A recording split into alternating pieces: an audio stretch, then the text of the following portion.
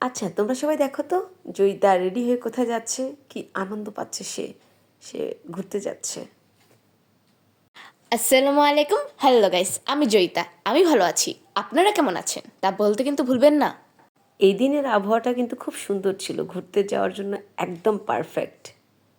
এই পথে যদি না শেষ হয় তবে কেমন হতো তুমি বলো তো, যদি পৃথিবীটা স্বপ্নের দেশ হয় তবে কেমন হতো তুমি বলো তো, তুমি বলো। না তুমি।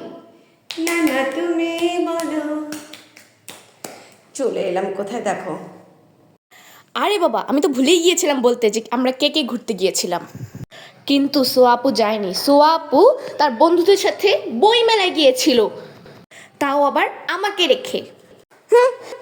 আমি জানি সোয়া আপু যদি এই ভিডিওটা দেখে তাহলে সে বলবে, ও আপু আমি তো ইচ্ছে করে করিনি, এটা তো অনেকদিন আগে থেকে প্ল্যান ছিল।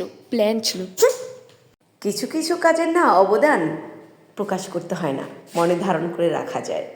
ভালোবাসা, সম্মান, শ্রদ্ধা সবটাই এখন অটুট আছে মনে, সারা জীবন থাকবে, একটুও কমবে না। বিশ্বাস করেন আপনি যেখানেই থাকেন, যত দিন যাচ্ছে আপনার প্রতি সম্মান, শ্রদ্ধা, ভালোবাসা আরও বেশি বেড়ে যাচ্ছে। আমি এটা বিশ্বাস করি, সব কালো আধার একদিন কেটে যাবে, জয় হবে সব কিছুর। আমি শুনেছি তোমরা নাকি এখনো স্বপ্ন দেখো, এখনো গল্প লেখো, গান গাও প্রাণে ভরে।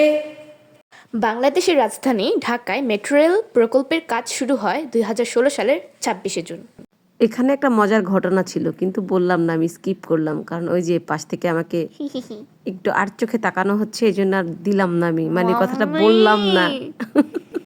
প্রতিদিন হাজারো মানুষের পথ চলার সঙ্গী এই রেল, যেখানে প্রতিটি স্টেশন যেন এক নতুন গল্পের সূচনা।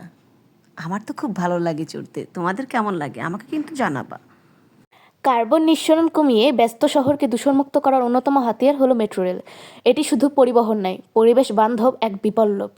একটি দেশের অগ্রগতির পরিচয় মেলে তার যোগাযোগ ব্যবস্থায়। মেট্রো রেল তাই আধুনিক শহরের এক অবিচ্ছেদ্য অংশ, যা প্রতিটি জাতির উন্নতির গল্প বলে। মেট্রো রেলে চড়লে মনে হয় শহরটাই যেন দ্রুত বেগে চলছে। জানালার পাশে বসে তাকিয়েই থাকলে দেখা যায় জীবনের ছন্দ, গতির সৌন্দর্য।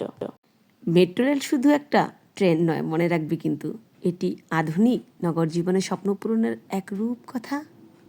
যদি পৃথিবীটা স্বপ্নের দেশ হয় তবে কেমন হতো তুমি বলো তো।